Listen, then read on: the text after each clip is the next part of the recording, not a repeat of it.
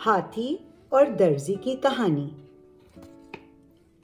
केरल के एक गांव में एक दर्जी रहता था। उसी गांव के पुजारी का एक हाथी भी मंदिर में रहा करता था।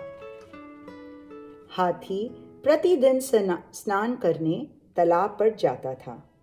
रास्ते में वह दर्जी की दुकान के सामने से गुजरता था। एक दिन दर्जी ने हाथी को खाने के लिए केला दिया। केला खाकर हाथी बहुत खुश हुआ। अब हाथी हर रोज दर्जी की दुकान के सामने रुकता और दर्जी उसे खाने को कुछ ना कुछ अवश्य ही देता। स्नान कर लौटते हाथी कमल का फूल लाकर दर्जी की दुकान में रख देता।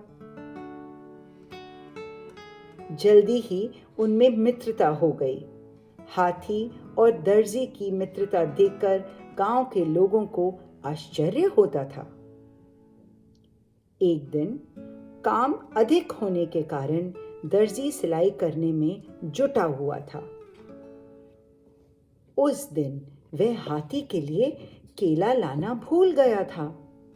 हाथी ने रोज की तरह दर्जी की दुकान में सूंड डाली, फिर चिंघाड़ कर दर्जी का ध्यान आकर्षित करने लगा ताकि उसे खाने को फल मिले। दर्जी ने हाथी को जाने का इशारा किया, लेकिन हाथी समझ नहीं पाया। उसने अपनी सूंड और आगे बढ़ा दी। हाथी नहीं गया तो दर्जी चिढ़ गया और उसने सुई हाथी की सूंड में चुबा दी। उदास हाथी रोता रोता दर्जी की दुकान से चला गया। हाथी ने तालाब पर जाकर स्नान किया, लेकिन दर्जी का सुई चुबाना वह भूल नहीं पा रहा था। आज हाथी ने कमल का फूल ना तोड़कर अपनी सूंड में तालाब का कीचड़ भरा पानी भर लिया। क्रोधित हाथी दर्जी की दुकान में पास आकर रुक गया, लेकिन दर्जी ने उसकी ओर ध्यान नहीं दिया। अचानक हाथी ने सूंड उठाकर गंदा पानी दर्जी की दुकान में डाल दिया और वो वहां से चला गया। दर्जी के पास सिलने आए सारे कपड़े गंदे पानी से खराब हो गए और वह अपना सिर पकड़कर बैठ गया।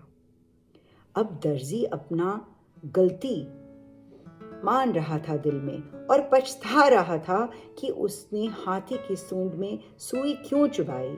उसने हाथी की सूंड में सुई चुभाकर उसे नाराज कर दिया था।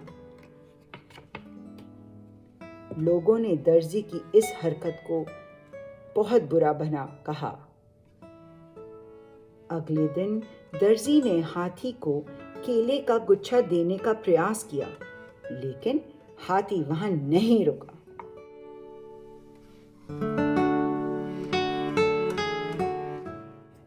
आज की शिक्षा कहती है, बुरा व्यवहार मित्र को भी शत्रु बना देता है।